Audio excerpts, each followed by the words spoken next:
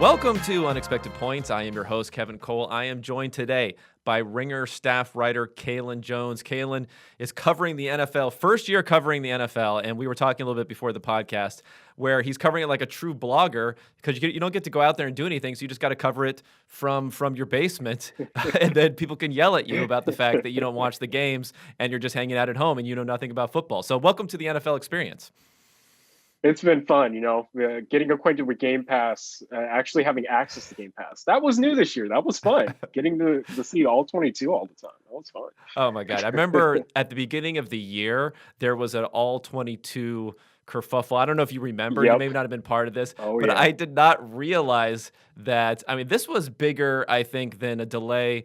Actually, it's probably a bad joke, but I was saying a delay in the COVID vaccine. Like the people were just going insane for how little access that they had to the all 22. It was like I didn't realize how much of the ecosystem out here, and I mean there is so much great analysis that people are doing nowadays because of that democratizing aspect of having the all 22 to anyone who can pony up the whatever $60-$70 for a Game Pass subscription.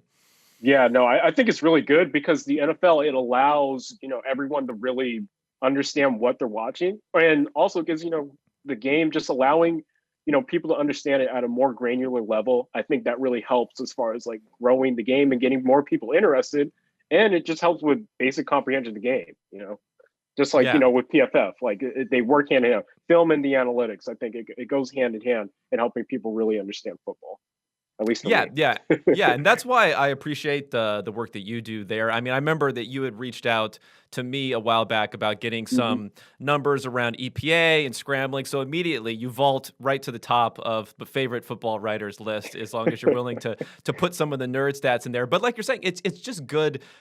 It adds an additional layer of context. It gives you a jumping off point, I feel like, in a lot of discussions too, when people are talking about, because ultimately when it comes down to it, people are saying what is more valuable, X or Y, and then you're kind of building back from that with all the different analysis. So I think it is a good starting point to at least come from, and then you can explain the context behind the numbers that you're seeing.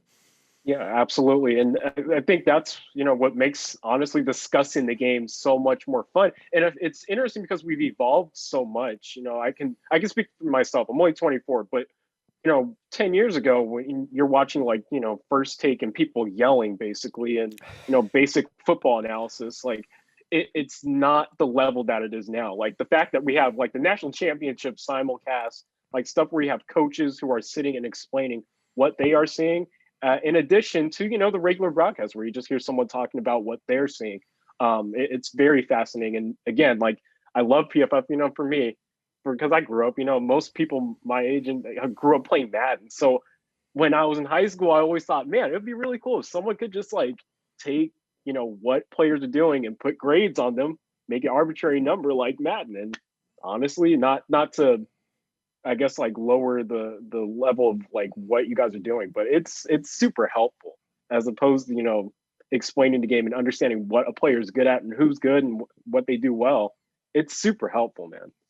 Yeah, and like you said, there is so much more out there. It was funny. I watched the broadcast. ESPN had a simulcast. I want to say it was for Ravens Titans, where Yep. Dan Orlovsky, Mina Kimes, I believe Marcus Spears was in there too. I don't know if it was the whole crew that was there from NFL Live, and they were doing the game. Yeah. And I found that fascinating. I mean, I found that great. I mean, I think generally the level of commentary is pretty good in the NFL. We're doing a pregame sort of show at PFF, and I think the level of commentary there could maybe take a step up on some of these networks. So I think that's a place there. And I saw this very interesting thing last year where Amazon is kind of getting into the NFL rights. They stream some stuff on their Prime Video service. And last year for one of the games, and we'll see if maybe they do this going forward, they were allowing people to have the official rights and stream themselves, selected people, so they could kind of give commentary on the game. So I think maybe that's where it'll go eventually. It's just like all the different choices that you have for everything, that you'll have choices for the analysis that you want to hear. And that's why it's good to hear unique perspectives out there. Absolutely. Totally agree with that. All right, so let's jump into the topical stuff here. Obviously, we're coming off of Championship Sunday. I'll just come straight off the top here. I was a little bit ambivalent about who I wanted to see win these games. It's interesting. I don't know if you ever had this phenomenon, but I thought going into the Tampa Bay Green Bay game that I didn't care who won, and then once it started playing, I started rooting more for the Bucks than versus the Packers. Did you have any rooting interest or just an interest in who you thought would be the best Super Bowl? Man, that's a good question because I think I fell into that bucket where I didn't care necessarily who won because the narrative talk either way was going to emerge because well, assuming I was hoping that the Chiefs would win. That's the only team Right. that Yeah. I was I hoping. think, yeah. Yeah, because I want to see Unfortunately, Patrick Mahomes. Bills Mafia, we're sorry, Bills Mafia, but yeah, Right, I think most right. people were hoping for that. Yeah, I wanted to see Mahomes, and I think that's the thing. Like sport, the definition of sport, it has to do with competitive entertainment, and the most entertaining teams, in my opinion, at least involve the Chiefs. And either one of quarterback play is so important in what we determine to be a good team and what we determine to be entertaining. I wouldn't have cared either way, seeing Tom Brady or Aaron Rodgers in that Super Bowl. But I think we got the better result because I think at the end of the day, like at least for me, I can say that I want to see the winningest quarterback who finds a way. And Tom Brady, he always finds these ways to somehow end up in a winning position, go against Mahomes and the Chiefs, who seem to, regardless of whatever the circumstances are, so far they've been a buzzsaw and just kind of they haven't mauled teams, but last week that was the team that a lot of us expected to see throughout the entire season. So I think that's why it's super exciting because I think we got the two most talented teams going up against one another in the Super Bowl. Yeah, I mean, Green Bay was a favorite in that game. Maybe they would be seen as being slightly more talented. I could see how your football, more of an aficionado, someone who really follows it, maybe would want the Packers, thinking that they might have been a better team. But certainly from the perspective of bringing in, these incremental fans, casual fans, Tom Brady is going to be a much bigger name there. Even though Rodgers was on this kind of GOAT trajectory at one point in time, someone who's gone to the Super Bowl 10 times versus someone who's gone to the Super Bowl, one time, it's going to make a huge difference as far as people who are only around to watch the biggest games of the season. Yeah, absolutely. And it kind of raises the stakes because that's the narrative that we're going to hear for the next 2 weeks, and now for the rest of Patrick Mahomes' career. Has to do with whether or not he's going to be able to catch Tom Brady. And I mean, he's the only one that looks like he's going to be capable of doing it in the league right now, considering that he has the chance to win a second Super Bowl by 25 years old. I mean, it's crazy, but also if Brady wins, then it gives him 7 Super Bowl titles, which is absolutely absurd.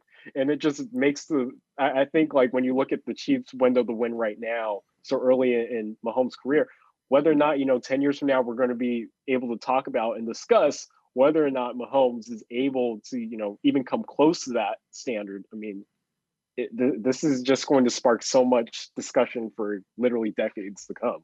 It's very Yeah, I fascinating. mean, there's talk out there, and I can't say I disagree with it that Mahomes, in some people's minds, is saying, this is maybe the best I've ever seen the position being played, which may have been said about Rodgers also, like Yeah. back in his 2011, 2012, 2013 run that he had there, multiple MVPs before he had a bit of a rough spot there. So yeah, it'll be interesting going forward. But what I was thinking about going into this, there was a lot of talk about legacy in all these Yep. for both games. I mean, I didn't think the AFC was as important for legacy wise because even if the Bills won somehow, Josh Allen, while it's a huge mark to have gone to a Super Bowl, you still could end up in this quarterback who had gone to one Super Bowl unless you had consistent play and continue to follow it up. Mahomes, yeah, it would have been bad, but I think most people see him as the best quarterback in the NFL right now going forward. On the other side, I thought this game was most important for Aaron Rodgers as far as his legacy is concerned than anyone else. And it's kind of what I was hinting at earlier, that within the game he's seen as this high level player, but he just doesn't have the Super Bowl rings, only one. And again, even in the play in these conference championships games, not that it's necessarily his fault, but now he's 1-3 in these conference championship games.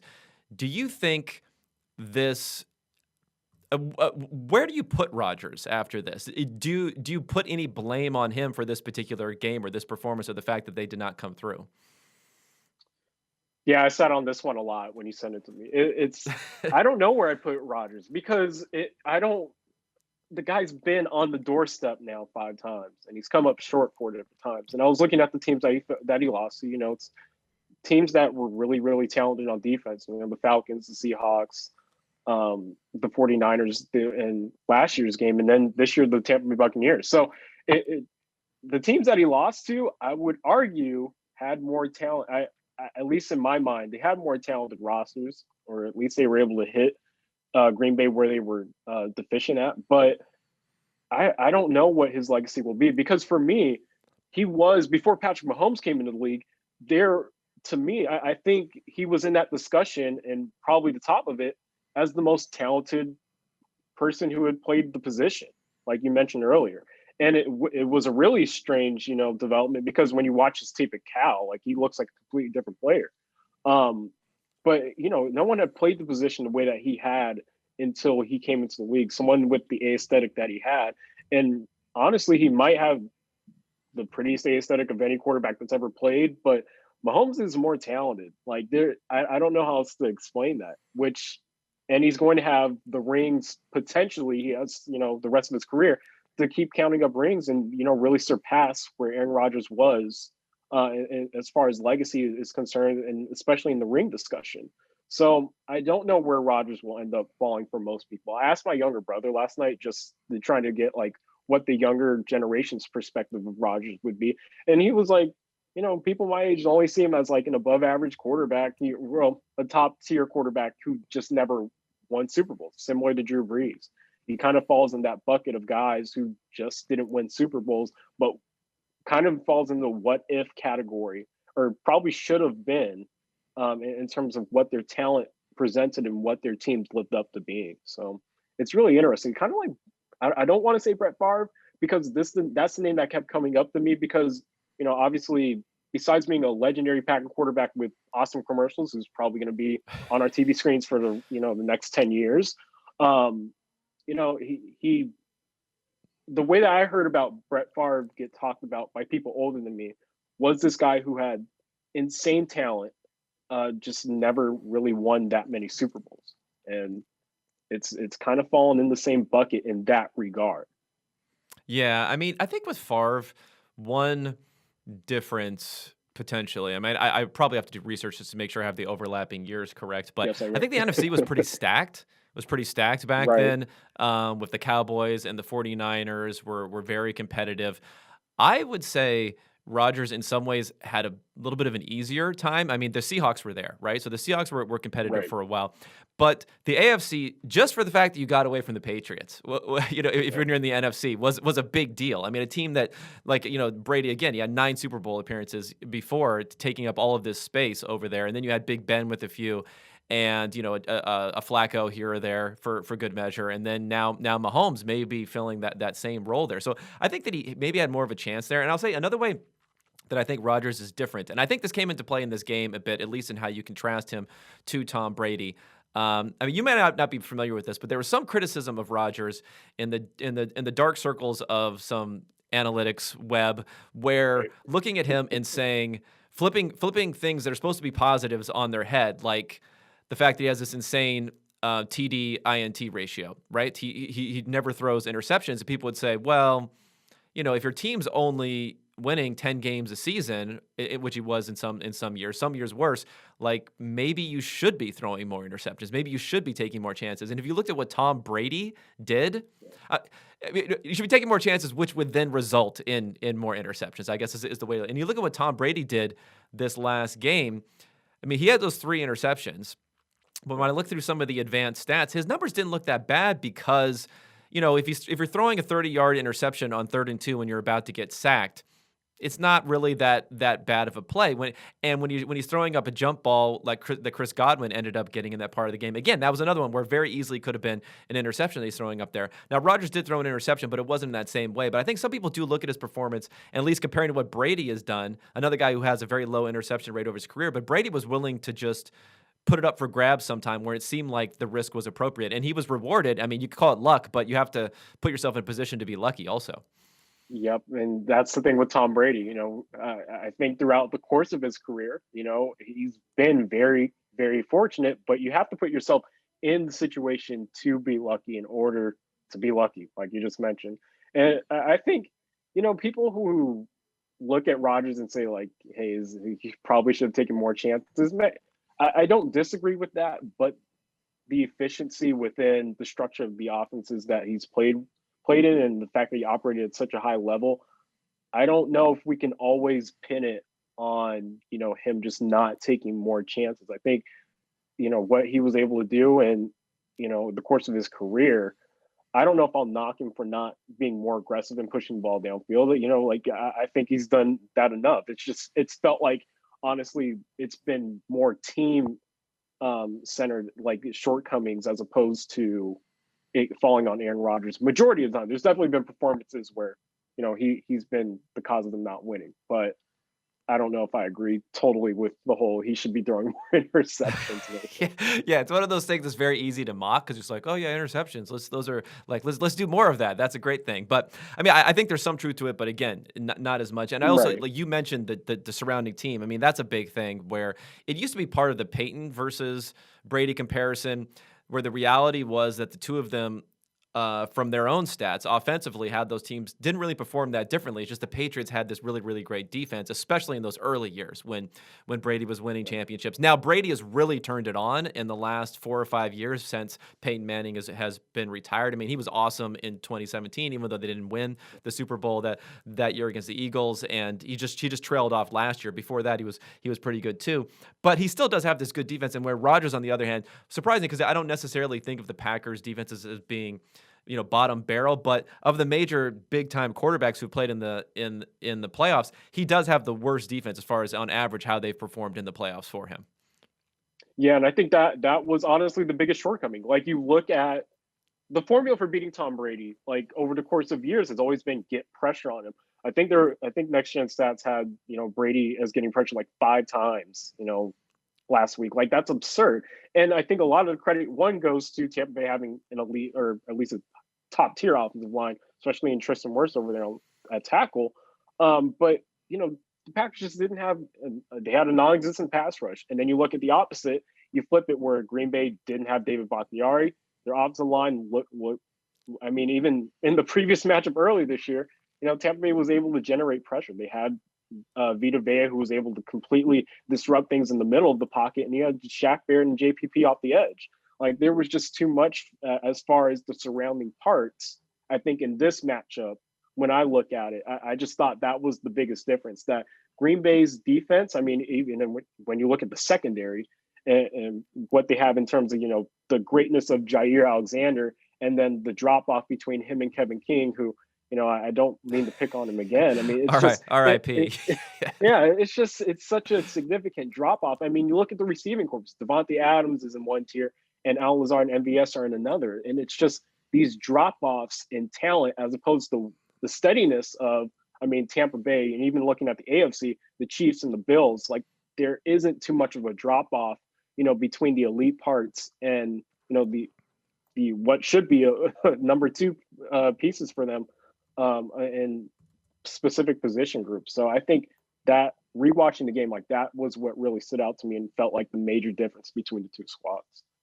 Yeah, and obviously people on that Scotty Miller touchdown, he wasn't our dearly deceased was not necessarily put in the best position on that Right. also with that coverage. So I Yeah, think it's play calling. all those things come together, and when they're all hitting right, they're hitting right, and when they're not, they're not. It's interesting you mentioned Bakhtiari and his injury. Yeah, I was looking at some of the numbers. I mean, it was pretty limited sample when he was out, but it looked like the Packers' offensive line, since he had been out, was not giving before this game was not giving up more pressures on average per drop back, but Billy Turner was, for those that were credited specifically to Mm. him. I mean, it was something absurd for Bakhtiari, where he's only given up like 3 pressures or 4 pressures the entire year or something like that. So the fact that Turner had given up, I think it was 9 or 10 in the games that he had played, didn't, in the few games he played, wasn't that bad. But again, like in this game, he gave up 4 pressures, and there were also just everyone, both Billy Turner and Rick Reiner combined gave up 7 pressures, and it was just really effective pressure as far as how often they were able to sack Rodgers too. So that was a huge difference in this game. Now, maybe do a little bit of Super Bowl preview here for this thing. So this the Tampa Bay defense, where do we rate them versus, okay, I would say this. So I thought the 49ers defense last year was really almost perfect for what you would want to have go up against it. And it worked for maybe 2.5 quarters, something like that, fairly well. I think this Tampa Bay defense is maybe close, even though they got completely smoked, at least in the first 3 quarters against Patrick Mahomes earlier this year when Tyreek Hill had, I think, 200 yards in the first half or whatever he ended up having there. Do you think that defense can compete now with the Chiefs? I don't know. I mean, That's probably the most honest answer that you could come yeah, up with here. Yeah. I hate, I hate having the answer. I mean, when you look at, Tampa Bay secondary, there's so many young guys there, and they're definitely talented. Like Sean Murphy Bunting and Carlton Davis, like those are very talented cornerbacks. And we've seen, like, I think throughout the year, they had so many different up and down performances between the two of them because they're just getting acclimated. But we saw last week and even the week before that, and at several points this year, like they're capable of playing at a high level. I don't know if they're going to be able to slow down Patrick Mahomes. I think it comes down to how much, again, we could say try to get pressure on Patrick Mahomes. That could be the way to beat him. I know that was part of the formula for when the Raiders beat them back in, I think, week 6 or week 7 this year.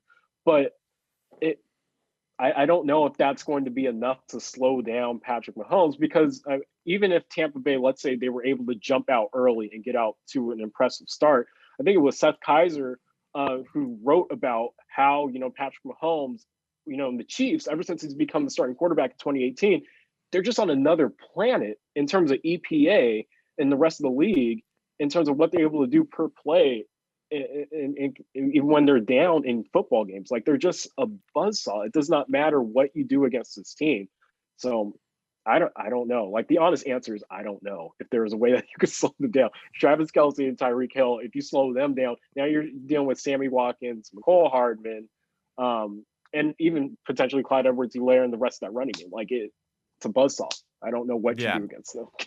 Yeah, it's interesting. I think there's been this question as to whether or not the Chiefs are a team that can turn it on, because they've been playing better in the playoffs this year after not being so great during the regular season this year. It was similar circumstance last year, and I don't know. It's really, I mean, reflexively, I would push back against something like that just to assume that, the larger sample, we're going to throw sample in here, the larger sample, that's more representative of what's going to happen, this and that. But I do think we have a little bit of a hint with the Chiefs and the fact that, like you said, when they've been down, and especially when it's been a third down, when they really need to make a play, they've been so good doing that. So maybe they treat a playoff game like the entire thing is a third down, right? Like they really can laser focus in at sometimes when they really need to. And maybe that explains in part why in the playoffs they can take their game to the next level because they are locked into that degree in a similar way as they are in the highest leverage plays during the season on third down. Yeah, no, and that's the thing. Like in the crucial situations, like I've never seen a team, at least personally, where you just kind of expect them to convert. It could be 3rd and 13, and you're expecting Patrick Mahomes to find a way to convert it. And then that's the other thing too. Like their defense, they generate enough turnovers where they make enough plays to help their offense out. And this is such a high-powered unit that even if you have a lead, it can evaporate like that because of what they're able to do in terms of generating explosive plays. And just consistently. That's the thing. Like they do it just so consistently. And I think it's a credit, one, to, Patrick Mahomes and, the skill players that they have, and also Andy Reid and Eric Bieniemy, what they're able to do in terms of scheming things up. As far as them being able to turn it on for the postseason, I mean, I thought throughout the entire year, they played 9 one-score games. They went 8-1. Like, and people were questioning like whether or not, this was who they would be going into the postseason. And throughout that first half against Cleveland, before we saw Mahomes really get hurt, I thought they were going to coast to another win. I thought they were going to dominate them, and then Mahomes left, and the scoreboard looked completely different than what it probably should have been. And then this game was exactly what we expected. I feel like what we expected from the Chiefs throughout the entire year. They just have too much firepower. Yeah, and I mean, we'll talk a little bit more about the Chiefs later, but I think they may even be taken it to the next level defensively in a way too, which is scary when those two things start to come together. But I mean, getting back to Packers Bucks. Okay, so the one play everyone's focused on, is the field goal attempt, 4th and goal from the 8-yard line, a little bit over 2 minutes left to go. Instinctually, did you digitally yell on Twitter when that happened, or physically yell at home when you saw what was going on? What was your reaction? And then looking back on it, do you still have the same reaction that you thought at the time? Yeah, no, because I just kind of my jaw dropped. I just kind of stared. I'm like, what are they doing? Because obviously, again, like my thing, you hear coaches say it all the time: control what you can control. And to me, if you have an opportunity against Tom Brady, that alone, I know. I've been a proponent for following analytics and trusting what the numbers say in circumstances, but and I know we make fun of coaches for saying, oh, it's a gut feeling or it's a morale thing or whatever. But if I'm looking on the other side and I see the one quarterback in the history of the NFL who has somehow made it to 9 Super Bowls at the time, now 10, if I can put him away or at least make his situation a little bit tougher, I would have taken the chance. I still feel like I would have. But again, I'm someone who makes fun of coaches for saying, oh, I felt I should have done it. I'm being a hypocrite here, but Yeah. I think the numbers could go either way. I mean, the larger context was that the Packers were in a bad spot. I mean, yeah, I don't think people realize this whole one score game thing has become perverted a bit, because it becomes like, oh, it's a one score game. But a one score game does not mean you score a touchdown and you win the game. It means in this instance, you score a touchdown from the 8-yard line, right? right, Then you convert a 2-point conversion to tie the game. Then you give the ball back to the Bucks with 2 minutes left, where they need a field goal to win the game.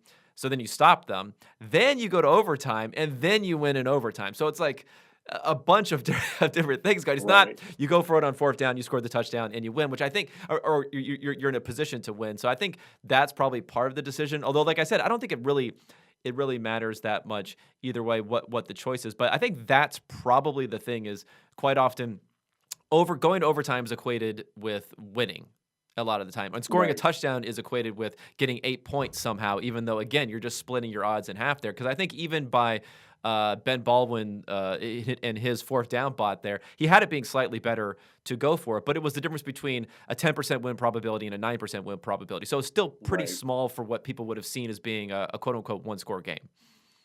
Yeah, and that's the thing. Like they were in just such a tough position. And then I think what really screwed them over was, the first play that Tampa Bay had after following the kickoff. Like they got lucky enough to where the 2 point or the 2 minute warning wasn't exhausted. So you have 4 stoppages of play, and on the first play they gave us a 9 yard play.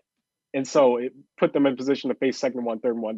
That would have exhausted all the timeouts. They were smart enough to, try to allow, or I think they took an intentional penalty, and Tampa Bay for some reason accepted the penalty, which gave them automatic 1st down. But either way, like you're saying, it was a 10% shot versus a 9% shot. It ultimately, I don't think it would have made a difference. I just think, if you have a shot, if I look on the other sideline and I see Tom Brady, screw the numbers, man. I'm gonna try. I'm gonna go out blazing. Like I gotta Oh go for yeah, the yeah. touchdown. I mean, if the numbers were certainly there to make that decision. So again, I'm not saying that they shouldn't have, but I think when we discussed Right, right. the Bills and some of their decisions, those were much more clear as far as why they shouldn't have done what they ended up doing. But another thing that I thought was interesting is, so after the game, there was a lot of talk about, again, with Rodgers, where Rodgers does this thing where he's not like explicitly throwing anyone under the bus, but he is not throwing them under the bus. In other words, he's not a rah-rah sort of guy, right? I think he's measured rather than being like, I'm going to be fake about something. I'm going to be very measured. He almost reminds me of like kind of like Obama answering questions sometimes, where there's this long pause and then he's coming out. So he's saying, I think, exactly what he wants to say. And when he said after the game that, it's not my decision. I thought that we would have another shot on 4th down. So that in and of itself is kind of a thing there. And then he went even further into talking about, a lot of guys aren't going to be here next year. Maybe I'm one of them, that sort of thing. Are you buying any of this Rodgers dissatisfaction, which could lead to something just jarring for a franchise where he's been there and he's been the guy? They've had two quarterbacks basically for the last 30 years, where he could be someone who actually ends up leaving in the offseason. I don't know if I buy it. I mean, to me, when you look at Aaron Rodgers, one who's super thoughtful. I mean, he's, maybe you could say it's dramatic, but it's just the reality also true. Like, he legitimately does have no at least idea of like what everyone else's futures are. Like, that's just a Right. fact of matter. So if you take it from that perspective, as opposed to looking at analyzing the tone of his voice or his mannerisms when he said it, it's the truth. Like, no one knows what the future is. That's what it is. And I don't think that he's going to go anywhere. I think the owners came out today, or somebody within the Packers organization said Tuesday that they would be idiots if they let Aaron Rodgers go, and they would be idiots if they let Aaron Rodgers go. Like, I don't think that he's going to go anywhere. I think it was just in the moment. He's a competitor. For him to have gotten there 5 times, and I think he mentioned that it takes so much for a squad to get to that point, and for him to get there so many times and to not get over the hump for the fourth time.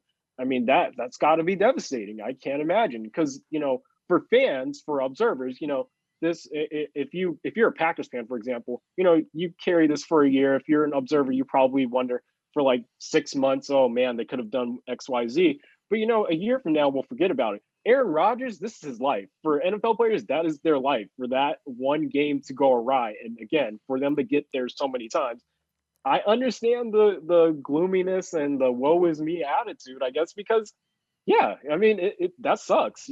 This is your life. This is what you get paid to do. This is what you invest your time in. So for him to come up short again, I'm not surprised that he felt that way, but I don't think he's going to go anywhere. It's just in the moment. Yeah, I mean those legacy issues that we talked about are probably hanging on him a bit here. I mean, unfortunately, no matter how good someone is, assuming he has a couple of good years left, I mean maybe three, maybe four. I guess nowadays it can extend a bit longer, but the odds are against him getting to the Super Bowl again. Probably Right. when you look at or winning a Super Bowl, but in particular if you think about 32 teams and Patrick Mahomes isn't going anywhere, and a lot of these guys aren't going anywhere. So yeah, I think that's part of it. I wonder how much is still on his mind about what happened in the offseason.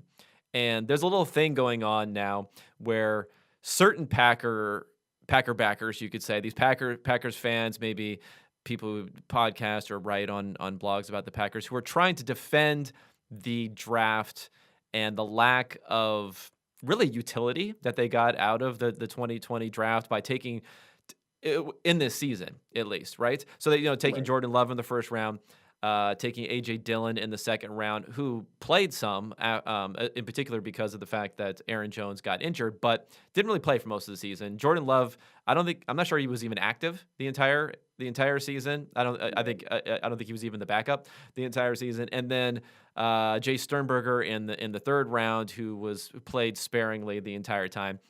And then in free agency, now they spent a ton in free agency the year before when they brought in Right. Zadarius and Preston Smith and Adrian Amos and all these guys. But it was really just a couple lateral moves, and there wasn't much else there. So I wonder how much he's still thinking about the fact, because I don't think Aaron Rodgers is someone who forgets, who's like water under the bridge. I'm going to forget about these things. I wonder how much he's still thinking about the fact when these comments come out that this is a team that you're this close to getting right. You're this close on all these different games of going there, and you had a draft that just really, and especially a first round pick that was just never in the plans to help you get that marginal benefit that could make the difference between going to a Super Bowl or not. Yeah, that's the thing. Like, looking back at the draft classes before that, it was really interesting because you know over the past like 4 or 5 seasons, you've had at least 2 or 3 guys where the Packers have, hit a bullseye in the sense that, we get a guy who's either a rotational player or he's starting and developing and some.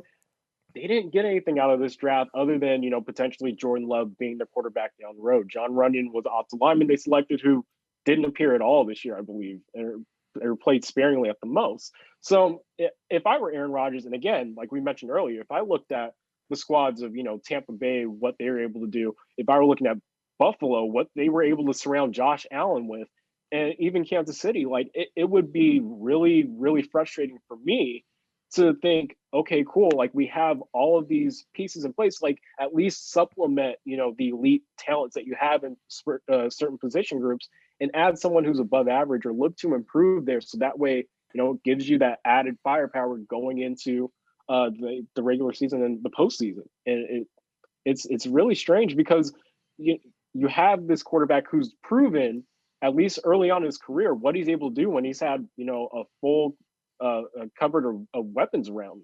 And really since like mid 2010s, I mean, Green Bay hasn't invested, at least in my opinion, as heavily as they probably could have in giving Aaron Rodgers elite weapons. And maybe that has something to do with like it being difficult to recruit players to Green Bay. But if I had the chance to play with Aaron Rodgers and be on path to again not face Tom Brady and potentially get to a Super Bowl, I don't know how that isn't a selling point.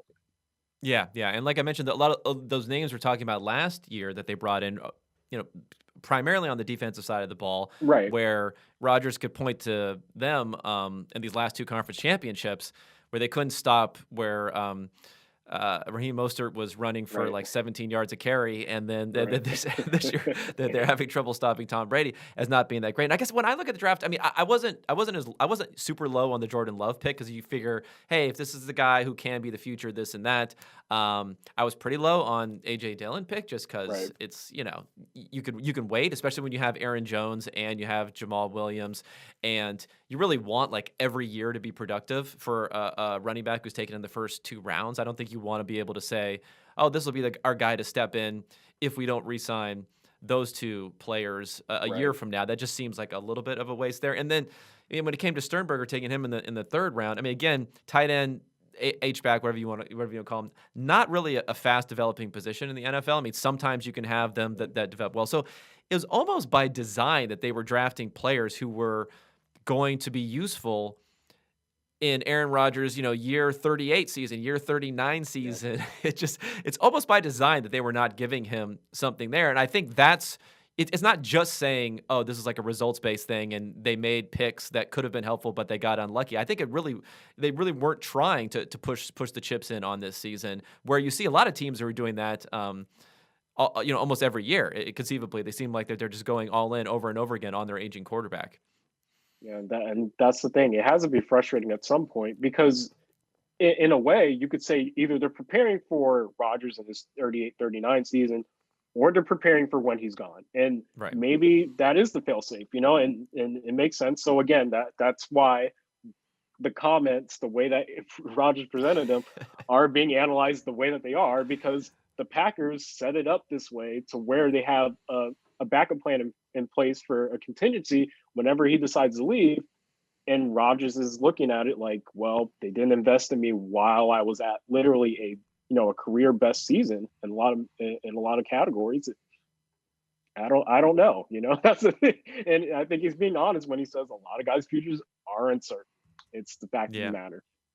Yeah, no, that is the reality of the NFL. Although when it comes to the franchise quarterback, normally they're not going anywhere unless the team really really wants them to go. I Right. mean, Deshaun Watson's going to test that this offseason to see if there is such a thing, but I can't really think of another circumstance beyond Carson Palmer just deciding to retire that's ended up or retire pretending to retire before ending up going somewhere. So okay, well, let's look at the Bucs opponent. So they're going to be facing the Chiefs. Let's talk about that game a little bit here.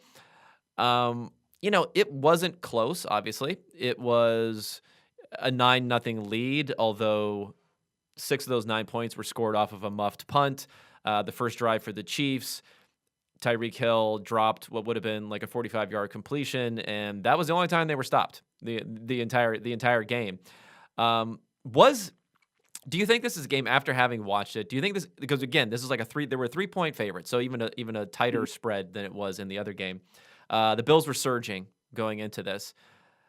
Do you think if they just ran this back, let's say 20 times, 30 times, is it going to be only an incremental like amount of times that the Kansas City is going to win more? Are they going to win 55% of the time? Or was something revealed in this that our perceptions of these teams were wrong and the Chiefs really just are a tier above the Bills and everyone else? Well, I definitely think that, the Chiefs are definitely a tier above, the Bills, Well, like, how big of a tier, baby? Is this like and a, is that's it the like a, is it thing, like a yeah. little step, or are we talking about you're on the trampoline and you're trying to get up onto the roof of the house?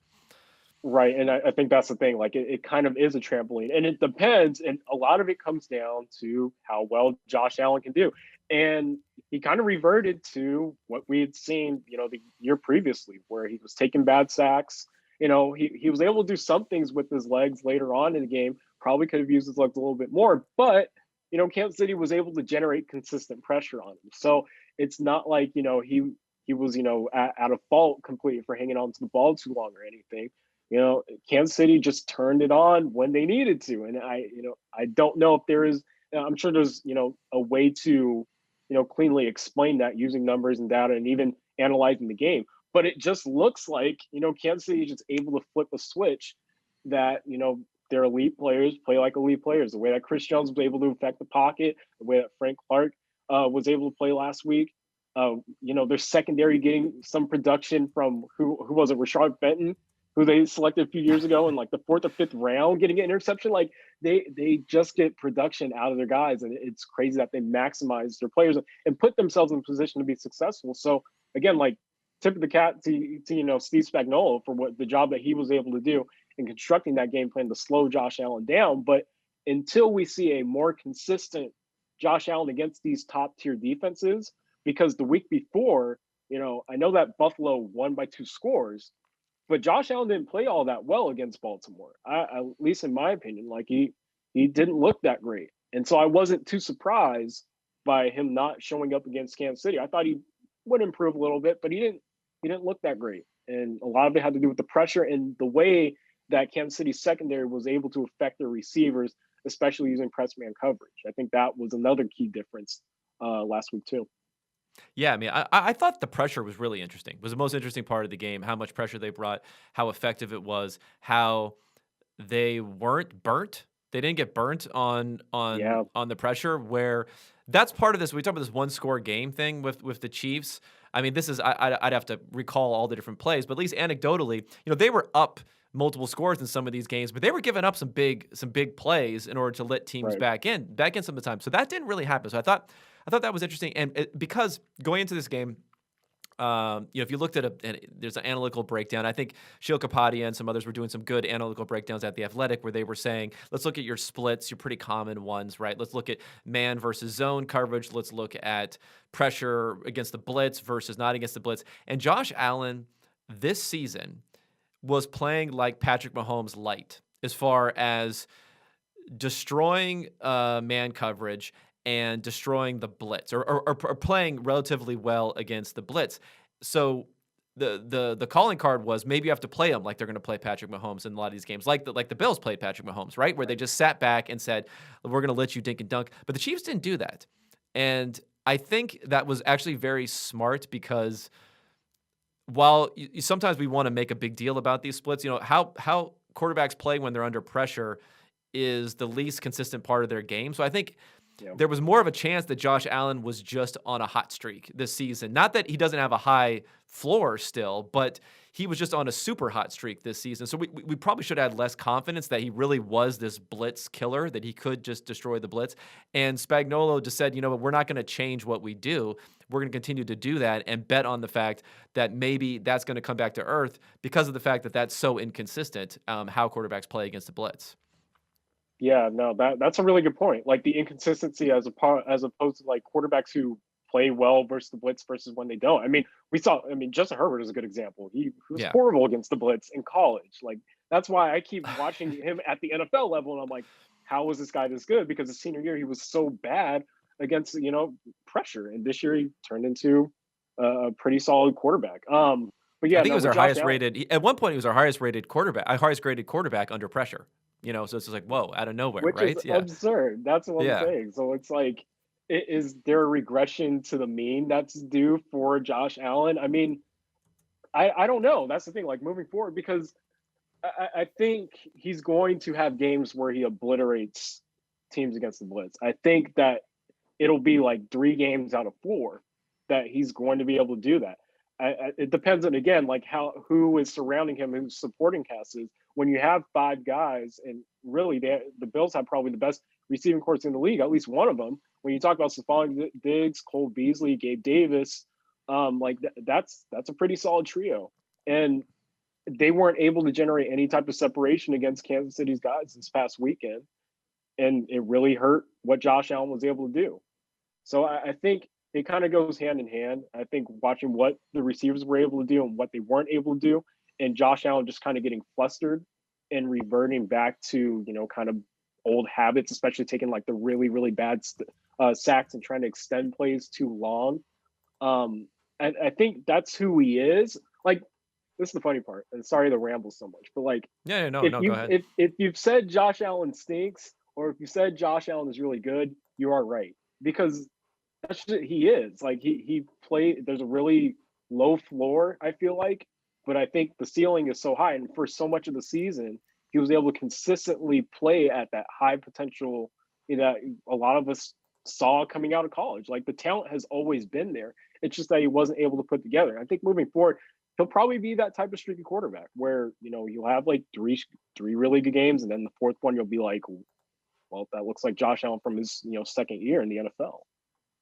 Yeah, it's okay, this comes into play also because of he's now eligible after the season for an extension, for a new contract. And generally, if you have the quarterback you want, the earlier the better, because you're putting these years on the end of another season and a fifth year option, and then you're putting these on the end. So we're talking about even a 4-year contract. It's really a 6-year window that you're getting against this cap, which will hopefully be rising, and then the negatives of COVID and everything else are already built into those numbers. Now, it's funny when you mentioned the floor there, because I agree he still like has a huge variance from side to side. Right. I think the floor, though, I was kind of encouraged by the floor, because when he talked about his playoff performances, I mean, that game against the Texans last year, some of the plays were, I mean, it was glorious. Don't get me wrong, it was incredible. Like the attempted lateral, the Yes. throwing the ball into triple coverage with the fullback down on the wheel route, 30 yards downfield, and just other things to do. I mean, it was like that was a whole new level, a new level. So I think when you look Right. at his grading this year, yeah, I mean he was worse in the playoffs. I mean, I look at his grading; he was sub 70 for his grade versus he was about 90 during the season. But even 70. Like, he was 70 during the Oh, man. playoffs. During this, he was 60 for his entire season last year, the ups and the downs, right? So he Right. was still playing at a higher level in a bad streak than he was. The old Josh Allen was playing for the entire season. So I think in some ways that is encouraging, and he seems to be someone who really is working on his game, who is really trying to get better. You don't see quarterbacks. I mean, I think this may have been the greatest leap I've ever seen for someone from their second to third year. Normally, Yeah. they're pretty, they're not fully developed, but that leap has already happened in their second year, and then there's not as much going forward. So he does seem like someone who works on his game a bit. But you're right, there are certain plays, and it could have been worse in the playoffs, because there were twice he got sacked and he fumbled. Right. Again, once against the Ravens, once against the Colts, where his offensive lineman recovered it. So I mean, they could have lost to Right. the Colts, right? If that would have happened in Week 1. And there's these plays like last week where he had 3 sacks, but I think he took like 150 yards of sack yards on those different plays, and the intentional grounding. So yeah, there are definitely those bonehead plays, but in some ways, I think the floor is higher. Is it high enough though to say, here's your 40 million a season? Because I think you have to ask for the Deshaun Watson deal if you're Josh Allen here. Can you sign that over to him at this point, or do you think there's value despite the noise? Because there's going to be a lot of noise if you don't make that move this offseason. Do you think there's value in saying, hey, you know what? Let's lock in that 5th-year option. Let's let it play out another season, and then we have multiple franchise tags. We have all kinds of time to decide what we're going to do. I think you have to, re-sign him at this point. To me, especially, I think it's really big that they were able to retain Brian Dable. Like, for him to not get a head coaching job during this cycle was really, really big. I think for Allen moving forward, because what he was able to do in terms of development. Like, I loved your piece about it, like how Allen made this miraculous, third year leap. I think I don't know if he's going to regress too much. And that's the thing. Like I was saying earlier, I think 3 games out of 4, you're going to get a Josh Allen who's closer to the potential, like the high potential player that he's capable of being, as opposed to getting that fourth game where maybe the floor for that fourth game is a little bit lower, even though you'll get sprinkles of the boneheaded plays like the bad sacks or just throwing in the triple coverage or doing something really weird. But I don't think. I think as time progresses with him, I think you're going to see less of that. And I think it makes more sense to lock him down now because quarterback play is such a premium. For him to even be an average player, if he were to somehow like regress and precipitate, like to, being a mid tier player, I think Buffalo for them that would be solid because I honestly I trust what Brandon Beane can build around him on both sides of the ball. They've given him all the weapons offensively. They've gone after very aggressive defensive backs. They've built their defensive line really, really well.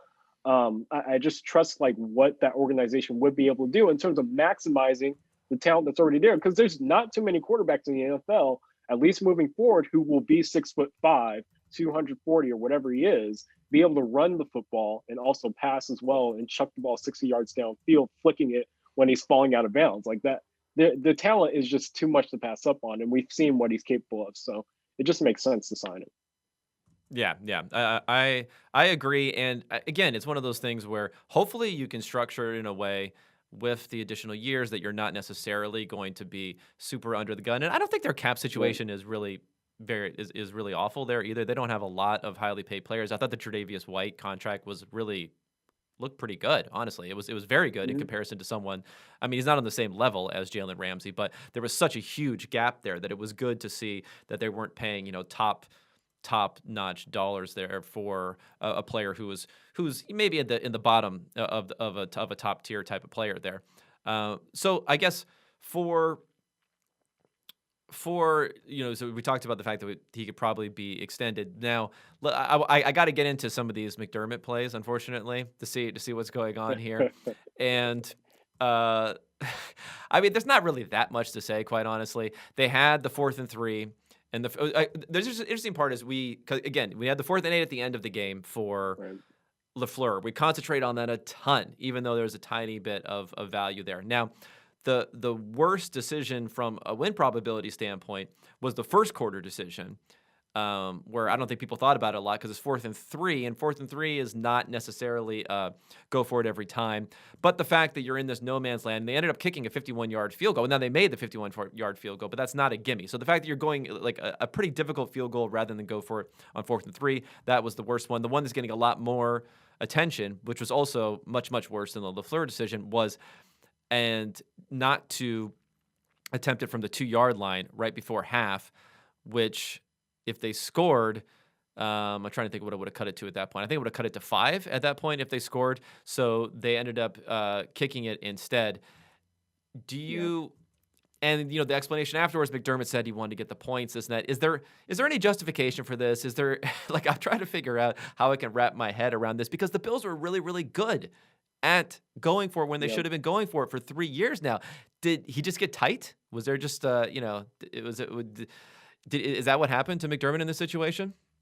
I think it's like I guess I'd attribute it to false confidence and false hope, I guess, because typically against I guess you would think just about any other quarterbacks outside of Aaron Rodgers, Tom Brady, Patrick Mahomes, like you think, okay, cool, like I'll kick a field goal to give my team, like you said, the morale of being down 9 points as opposed to what was it, um, 12, which it's still Yeah. a 2 possession game.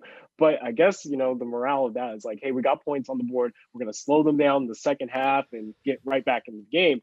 Problem is you're going up against Patrick Mahomes or all these other elite quarterbacks who you are assuming you're going to slow down. I think that's the wrong presumption, is that you're thinking that you're going to be able to catch them in terms of points when you have an opportunity. Again, like the coaches is control, you control when you can pull yourself within one possession from the 2 yard line. There's no excuse for you not attempting to be aggressive, and especially in a win-lose situation with a Super Bowl on the line potentially.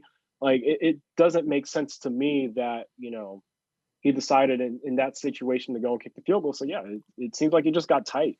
You just kind of overthought it. You're at the 2 yard line.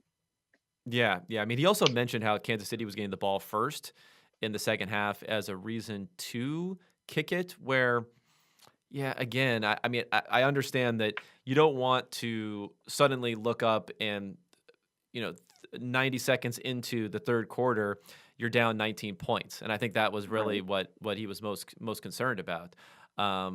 But it's like you almost need points more because Kansas City is likely to get an extra possession in the second half. So you're even in a relatively worse spot than what you thought at being down. You're not just normal down 12 at that point, but it's even worse than being. And you're going against the Chiefs.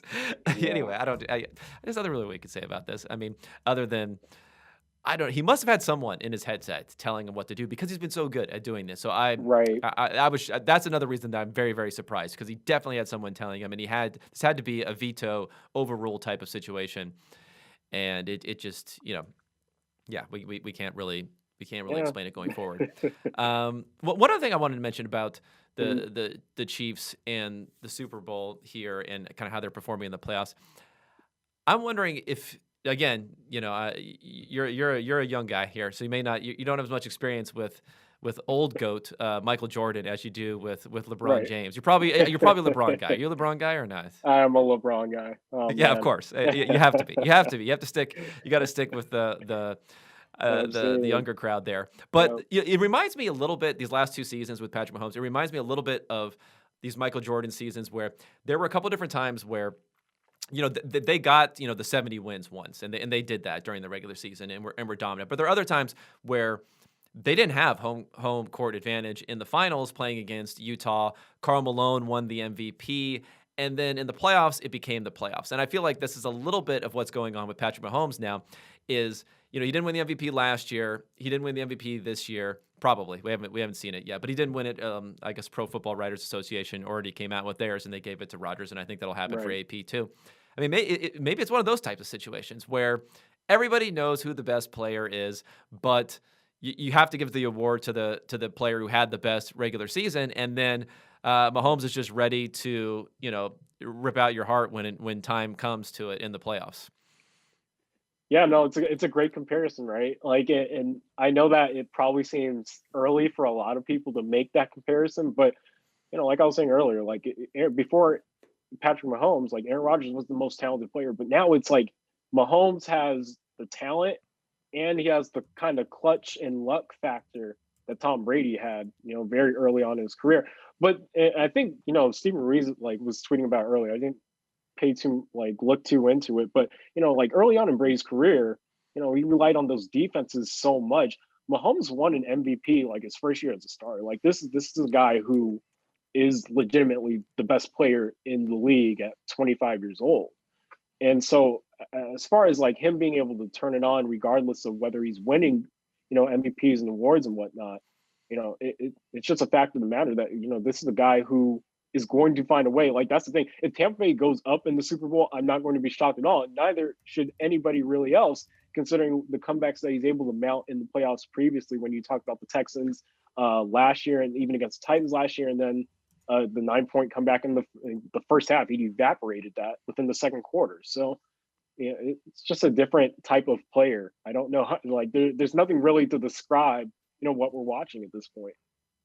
Yeah, yeah. I mean, it's getting really tough for me, but I've been someone who has held out a little bit on the Tom Brady goat thing. Now it's so I'm kind of hoping for Fair. like can we fast Right. forward Patrick Mahomes' career so I can just put him as the goat and not have to put Tom Yeah. Brady there. And part of the reason is what you talked about. I mean, okay, it shouldn't matter like the draft pedigree and that sort of stuff. But let's face it, I mean, Tom Brady, he was a 6th-round pick. He sat for a while. He was, I mean, supposedly when they brought him in for Bledsoe, it was almost like a coin flip. They were deciding which backup they were gonna put in there. He hadn't really, shown himself that Right. to that level. And like you mentioned, he started winning these Super Bowls. I guess it was back in 2003, maybe was Yeah. the first one. But so he started winning these Super Bowls it was 2001. It was pretty early. Oh wow. And then Yeah. he didn't win MVP until 2007. So I mean, it's not Right. like, but that was really like he took the performance to a level where he was starting to match, Peyton Manning and some of these other guys who hadn't had the sort of success there. So I think for a reason, I've kind of been a little bit of a hater on Tom Brady for that reason. But now he's just really making it hard. And if he if he wins this Right. championship, it's going to be nearly impossible. I may have to capitulate and just hope that Mahomes can come around here. All right, so Yeah. I'm sure there'll be plenty of time to talk more Super Bowl, but I just want to talk the one other piece of business here, and I wrote something about Matthew Stafford here.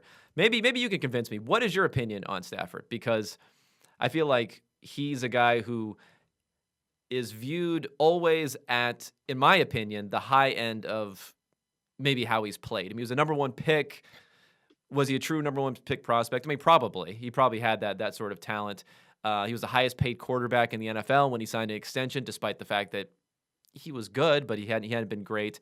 And then now going into the trade market, there's talk as if any team picks him up, throw a couple of first round picks or maybe more at them, and boom, you're competing for a championship potentially with him there. Do you think that he is really worth that type of investment for a team in free agency, and there should be really a bidding war, which there may be, over bringing him in for teams who want to compete this season?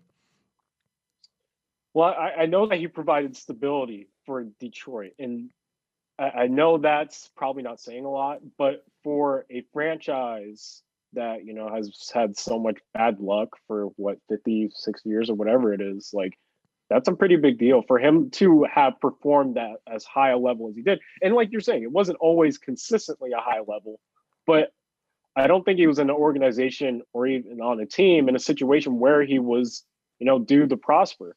He dragged Detroit to 3 or 4 playoff appearances, which is pretty decent. Like as far as him being, on a quarterback tier, he's like squarely in that above average portion. I don't know if he'd like be a top 5 guy. I don't know if there's ever been a point in his career where he's come close to being a top 5 quarterback, but I mean the talent has always been there. The guy has just been in a situation, at least to me, where outside of the early or at least the middle parts of his career, where he had like Jim Caldwell and Calvin Johnson was still there. Like I don't think Detroit has really ever had like. I mean, Kenny Galladay is cool. Like he's a solid weapon. T.J. Hawkinson's pretty nice. DeAndre Swift is cool, but it's like I think you put him in an organization that is really missing a quarterback that is set to compete. I think that he'll surprise people. I kind of am. I guess I'm higher on Stafford than most people are. I just think he's a squarely above average quarterback, which is honestly it's so important and can get you so far. We look at the past 5 years, quarterbacks who have made title or NFC title games include Case Keenum, Nick Foles, and I think Blake Bortles in the AFC 1 year. So it's like, why not Matt Stafford?